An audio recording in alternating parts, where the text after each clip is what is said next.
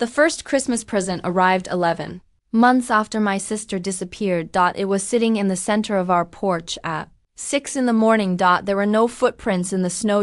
No shipping label. No return address.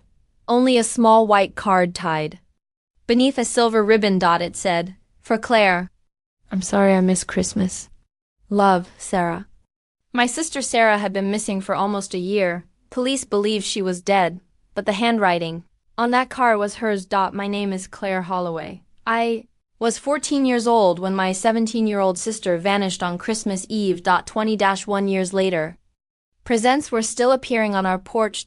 Always before sunrise. Always wrapped in silver paper. Always signed with Sarah's name. That first gift contained a small wooden horse. Sarah had carved it in our father's workshop before she disappeared. One leg was unfinished. I had watched her make it. No stranger could have known it belonged to me. My father immediately called the police. They collected the wrapping paper, ribbon and card. There were no fingerprints. The paper came from a department store that sold thousands of identical rolls. The handwriting experts said the card strongly resembled Sarah's writing but could not prove when it was written. My mother believed the gift meant Sarah was alive. My father believed someone was tormenting us. I did not know what to believe. Sarah disappeared on December 24, 2005. She had performed in the Christmas choir at Westbridge Community Church. After the concert, she called our mother and said Uncle Raymond would drive her home. Raymond Mercer was our mother's younger brother. He was 41 at the time. He owned a landscaping company and frequently helped at church events. He told police Sarah changed her mind before entering his truck. According to him, she said she wanted to walk home with friends. No friends remembered seeing her. Her red scarf was found beside a service road 2 days later. Search teams covered nearly 30 square miles. The river was examined. Abandoned buildings were searched. My father, Thomas, barely slept for 2 weeks. Uncle Raymond remained beside him. During almost every search, he printed posters, organized volunteers, delivered food to police officers. He appeared on television asking Sarah to come home. For years, my mother defended him whenever anyone questioned his story. Raymond loved Sarah, she would say. He searched harder than anyone. But my father never trusted him again. The second present arrived the following Christmas. It contained a paperback copy of The Secret Garden. Sarah had read it to me when I was 8. A sentence on page 92 had been underlined. If you look the right way, you can see that the whole world is a garden. Inside the cover, someone had written, "Keep looking." The third year, the gift was a blue knitted scarf. The fourth was a silver bell. The fifth contained a music box that played the same Christmas songs Sarah performed on the night she vanished. Each package contained something personal. Nothing was valuable, but every object seemed chosen to prove Sarah remembered us. Police installed cameras around the house. The next Christmas, no present appeared. The cameras were removed in February. 10 months later, on Christmas morning, a silver package was waiting on the porch again. The person leaving the gifts knew. When we were watching, my father became obsessed. He measured tire tracks, saved pieces of ribbon in plastic bags, created maps showing where the wrapping paper was sold. He believed Sarah was trying to communicate through the objects. My mother believed the gifts were an act of cruelty by someone who had known her. Their marriage became quieter every year. Then my father noticed something about the silver bells. The first bell arrived during the fourth Christmas. Another came 3 years later. By the time I was 30, we had received 5. Each bell had a tiny number scratched inside. My father arranged the numbers in different orders. He tried dates, addresses, telephone numbers. Nothing worked. He died from a stroke 4 years before the final package arrived. Among his belongings, I found a file labeled Sarah. It contained copies of every card, photograph, and police report. On the last page, he had written, "The gifts are not reminding us she existed. They are telling us where she is." My mother, Diane, continued living in our childhood home. I had moved 20 minutes away with my husband Ethan and our 7-year-old son, Noah, every Christmas Eve. I stayed at my mother's house, partly because she was lonely. Partly because I wanted to see the person leaving the gift. For 3 years after my father's death, Nothing happened. Then, on the 21st Christmas after Sarah vanished, someone returned. At 4:17 in the morning, my phone alerted me that the porch camera had detected movement. I opened the live video. A thin person wearing a gray hooded coat stood beneath the Christmas lights. She placed a silver package near the door. Then she looked directly at the camera. She was a teenage girl. Her face was pale from the cold. A bruise darkened one cheek. She raised one finger to her lips. Then she ran. I woke Ethan and called the police. Before officers arrived, I brought the package inside. My mother stood beside me as I opened it. The box contained a child's red mitten, another silver bell, and a photograph. The picture showed an older woman standing behind a frosted window. Her hair was streaked with gray. Her face was thinner, but I recognized her instantly. It was Sarah. She was alive. On the back, someone had written, "Her name is Sarah Holloway. She is my mother, even if she didn't give birth to me." Beneath that sentence was another, "My name is Ava. Uncle Raymond will kill us before Christmas morning if you don't find the bells." My mother collapsed into a chair. "Raymond?" I retrieved the 5 old bells from my father's evidence box. The new bell contained the number 40-3. When we arranged all 6 numbers in the order the bells arrived, they formed 2 sets of coordinates. The first location was inside a forest 68 miles north of our town. The second appeared to mark a structure farther up the same mountain. My father had been right. Sarah had not been sending memories. She had been building a map. Detective Lena Morales arrived shortly after 5. She had reviewed Sarah's missing person file 2 years earlier, but found no new evidence. The moment she saw Ava's face on the porch recording, she reopened the case. The teenager had approached our house from the north and left on foot. A traffic camera 3 blocks away captured her entering an older white delivery van. The driver could not be seen. 20 minutes later, the van passed through a toll camera heading north. Its license plate was registered to Mercer Holiday Farms. Uncle Raymond owned Mercer Holiday Farms. He purchased the property 16 years earlier through a holding company. The original missing person investigation contained no reference to it. Raymond told relatives he had invested only in landscaping businesses. The farm did not appear under his personal name. Its listed owner was North Star Agricultural Holdings. Raymond controlled that company through 3 additional business entities. Detective Morales asked why police had not examined his property in 2005. My mother answered before I could, because Raymond didn't own it then. The land records proved otherwise. Raymond acquired the first section of the property 7 months before Sarah disappeared. He had lied to the family for 21 years. Police could not immediately enter the farm. The porch video, package and coordinates created suspicion, but investigators needed stronger evidence that Sarah, or Ava, was being held there. Raymond had already reported the white van stolen. He claimed he had not visited the property in weeks. Detective Morales requested an emergency search warrant. While we waited, I opened my father's file again. One envelope contained photographs of Raymond's truck taken 3 months before my father's death. My father had followed him to a storage warehouse outside Westbridge. A handwritten note said, Unit 1224, ask about Elise Ward. I had never heard that name. My mother had. Elise Ward was Raymond's girlfriend when Sarah disappeared. She was 28 and had an infant daughter. Raymond told our family. Elise left him shortly after Christmas and moved to Canada. My father apparently doubted the story. Detective Morales searched missing person databases. No immigration record showed Elise entering Canada. Her driver's license had never been renewed. Her bank account stopped being used 2 days before Sarah vanished. There was no death certificate. Elise and her baby had disappeared during the same week as my sister. Police searched storage unit 1224. Inside were boxes belonging to my father. He had rented the unit secretly during the final years of his life. The boxes contained photographs of Mercer Holiday Farms, receipts for building materials, and copies of property permits. One photograph showed Raymond installing a ventilation system beneath an old equipment barn. The approved building plan contained no basement. My father had written, underground room. Generator runs every night. Another box contained a letter addressed to me. Claire, if you are reading this, I failed to bring Sarah home. I followed Raymond for 2 years. He changes vehicles and uses roads that do not appear on public maps. I believe the Christmas gifts originate at his farm, but I cannot prove Sarah is there. Your mother does not know I continued investigating her brother. She has already lost one child. I could not ask her to believe the person comforting us caused it. Do not confront Raymond alone. Trust no one who worked on the original investigation. Detective Morales discovered why my father included that warning. The lead detective in 2005 was Raymond's childhood friend, Captain Andrew Pike.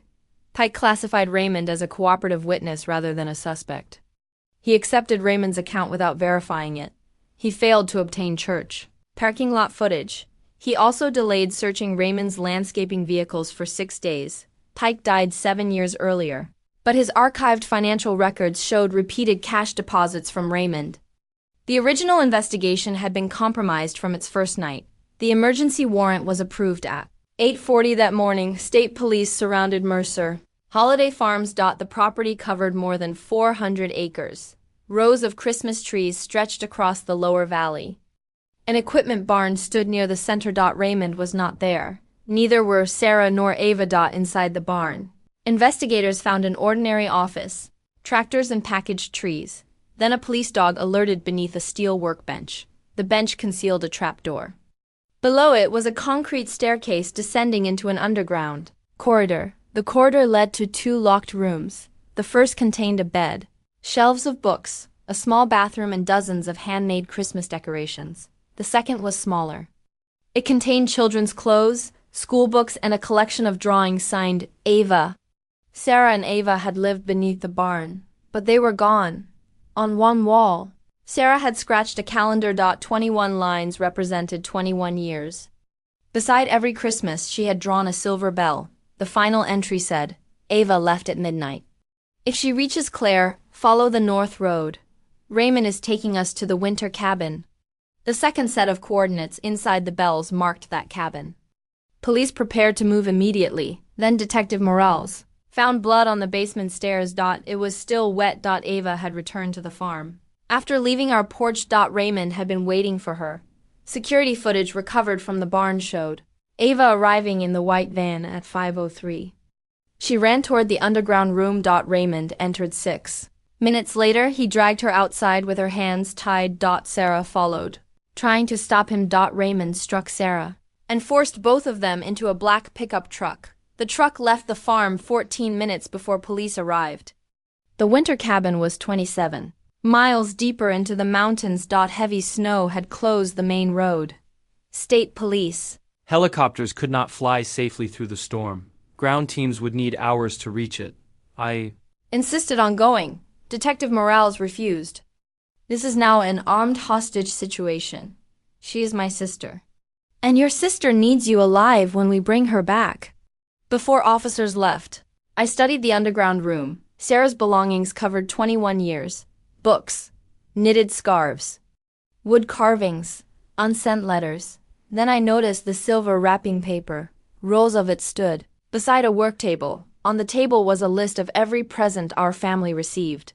Raymond's handwriting appeared beside Sarah's. He had forced her to choose the gifts. Leaving them had been part of his control.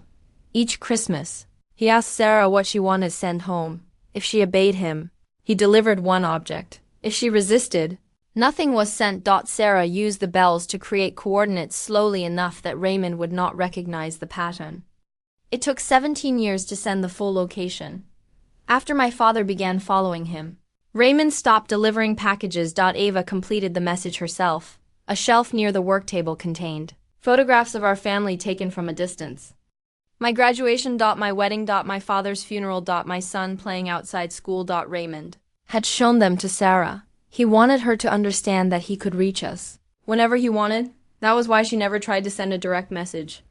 Raymond had threatened to harm me if she revealed their location. My mother stared at the photographs. My brother did this. The betrayal inside her voice was deeper than grief. Then she noticed a picture of our father speaking to Ava outside a grocery store. The photograph was dated 6 months before he died. My father had met Ava. On the back he had written, she called herself Amy. She asked whether Claire still loved Christmas. Ava had been trying to find us long before she reached the porch. State police reached the winter cabin shortly after noon. Raymond's black pickup was parked outside. Its driver's door remained open. Blood marked the snow leading toward the trees. Inside the cabin, officers found rope, food, and 3 empty rifle cases. Sarah and Ava were not there. Raymond had taken them into the forest. Detective Morales believed he planned to cross the mountain and reach an abandoned logging road where another vehicle might be waiting. A blizzard was moving in. If police did not find them before dark, exposure could kill them. Search teams followed 3 sets of tracks. One set belonged to Raymond. 2 were smaller. After nearly a mile, the tracks separated. Raymond's continued north. 1 smaller set went east. The other disappeared near a frozen creek. At first, officers believed Sarah and Ava tried to escape in different directions. Then they found a piece of silver ribbon tied to a branch. Another appeared 50 yards farther east. Sarah was creating a trail. Ava had taught her the route she used when she first escaped the farm. Detective Morales followed the ribbons toward an old ranger station. Inside, she found Ava. The teenager was injured and severely cold, but alive. Sarah was not with her. Ava told police what happened. After Raymond discovered she had delivered the package, he forced them into the truck. At the cabin, Sarah attacked him with a fireplace tool and gave Ava time to run. Raymond chased them into the woods. Sarah deliberately led him north while Ava went east. She told me to find Claire, Ava said. She said she already lost one chance to go home and she wasn't losing mine. Ava gave police information about Raymond's escape route. 2 hours later, a search helicopter spotted him near the logging road after the storm briefly cleared.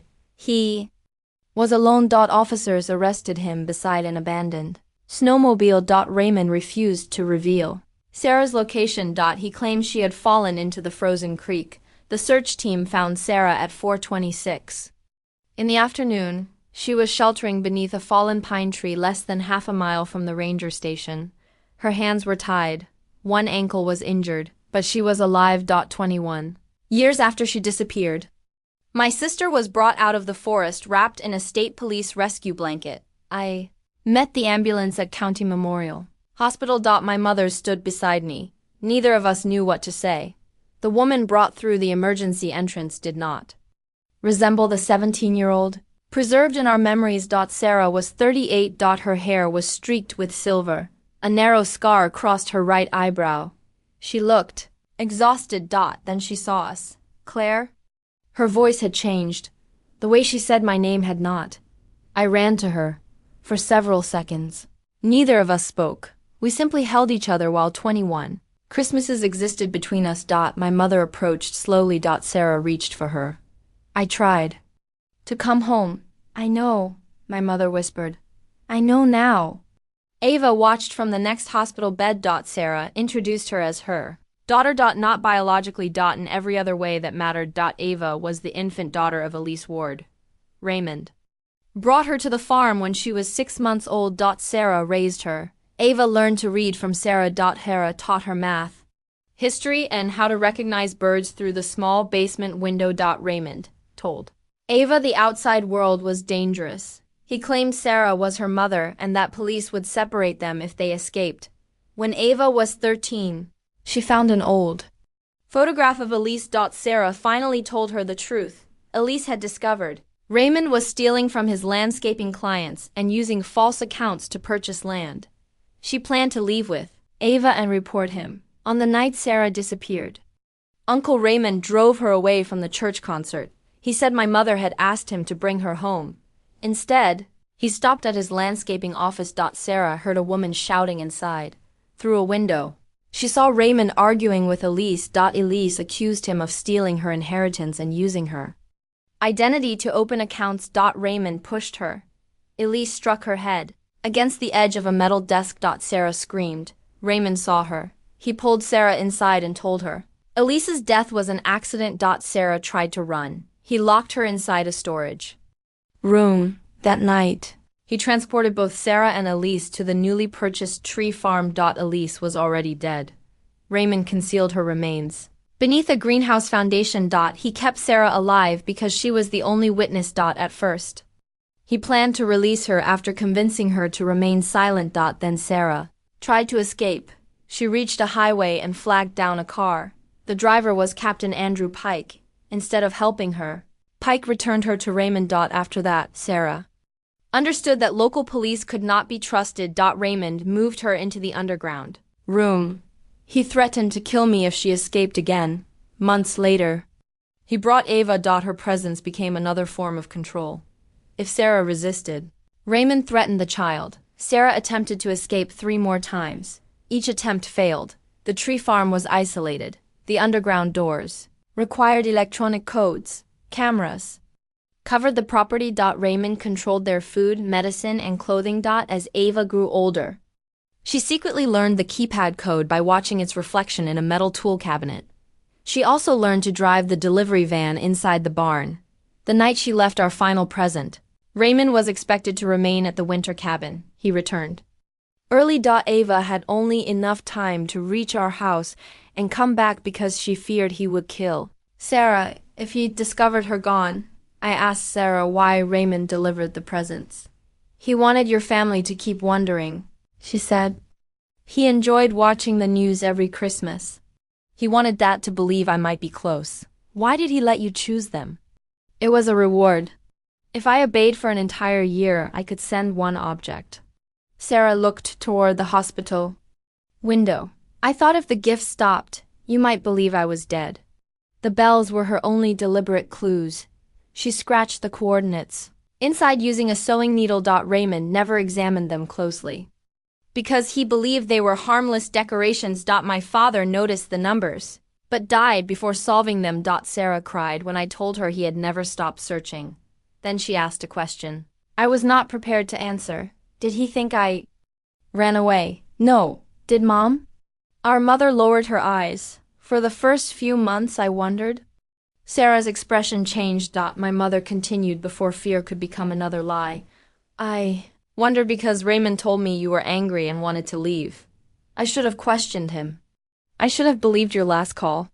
Sarah looked away. Their reunion did not repair 21 years in one afternoon. Some wounds needed truth before they could begin healing. Investigators searched Mercer Holiday Farms for 6 weeks beneath the greenhouse foundation. They recovered Elise Ward's remains. DNA confirmed her identity. The medical examiner concluded that her death resulted from the head injury Sarah witnessed. Police also found Captain Pike's payment records and private correspondence with Raymond. Pike had accepted money for returning Sarah after her first escape and for removing evidence from the original investigation. Raymond's financial records revealed millions of dollars stolen through fraudulent accounts. The landscaping business and Christmas tree farm had been built partly with money taken from Elise's inheritance. The annual presents became evidence. Fibers from the silver wrapping paper matched rolls recovered in Raymond's underground workroom. His fingerprints were found beneath several old gift tags preserved by my father. A partial print on the first package had been missed during the original investigation. Modern testing identified it as Raymond's. Sarah's handwriting appeared on the cards because Raymond forced her to write them. A forensic document examiner found changes in pressure where Sarah deliberately emphasized certain letters. When those letters were combined across the cards, they formed a sentence, Farm under North Star. My father had been one clue away from finding her. Raymond was charged with kidnapping Sarah, kidnapping and unlawfully confining Ava, killing Elise, concealing human remains, threatening witnesses, fraud and conspiracy. Because Sarah had been 17 when taken and held across state lines, federal charges were added. Raymond continued claiming Elise's death was accidental. He said keeping Sarah confined was necessary because she was unstable and dangerous. The underground rooms, surveillance photographs and 21 years of records disproved him. At trial, Sarah testified for 2 days. She described every escape attempt. Every threat, every Christmas present. She explained how Raymond used photographs of our family to convince her he could reach us. Then the prosecutor placed the 6 silver bells on the evidence table. Sarah demonstrated how she scratched the coordinate numbers inside them. Raymond looked at the bells for the first time. The objects he considered harmless had led police directly to the farm and winter cabin. Ava also testified. She described growing up underground while believing the world outside would take Sarah away. When the attorney asked what relationship Sarah had to her, Ava answered, "She is the person who kept me human." Raymond was convicted on every major charge. He received multiple, consecutive life sentences without the possibility of parole. His property and businesses were seized. A compensation fund was established for his financial victims. Captain Pike was dead, but the police department publicly acknowledged his corruption and reopened cases he had supervised. The remains of Elise Ward were buried beside her parents. Ava chose to keep the surname Ward. Sarah stood beside her at the funeral. Elise had given Ava life. Sarah had helped her survive it. My relationship with Sarah did not return to what it had been before she disappeared. We were no longer 14 and 17. She did not know my husband. She had never met my son. She had missed my graduation, wedding, and our father's funeral. I knew almost nothing about the woman she had become underground. We began slowly. Coffee twice a week. Short walks. Family. Photographs, one album at a time. Ethan never pressured her to enter crowded rooms. Noah accepted her immediately. The first time they met, He gave Sarah a wooden bird he carved at school. She held it for a long time. "You're just like your grandfather," she told him. Ava struggled with ordinary life. She had never attended a public school. She had never eaten inside a restaurant. Crowds frightened her. Automatic doors made her nervous because every door at the farm had been controlled by Raymond. She moved into a protected apartment with Sarah and began working with trauma specialists. She completed her high school equivalency diploma the following year. Later, she enrolled in a community college environmental program. She said she wanted to restore land damaged by people who believed ownership gave them the right to hide anything beneath it. Our mother apologized to Sarah repeatedly. At first, Sarah would not accept it. "You chose Raymond's explanation over mine," she said. "I know. You let him stand beside you every Christmas." "I know." "Did you ever ask why he always arrived after the presents were found?" My mother began crying. "No. Raymond had often come to our house on Christmas morning. He asked what the present contained. He comforted my mother. Sometimes he offered to throw the package away. He had been measuring the effect of his own cruelty." Sarah eventually agreed to attend counseling with our mother. Forgiveness did not happen as a single decision. It happened in small moments. Our mother learning not to defend herself. Sarah learning she could leave a room without being followed. Both of them learning that silence was no longer required. The following Christmas was the first one Sarah spent at home in 22 years. We did not leave gifts on the porch. The porch belonged to fear.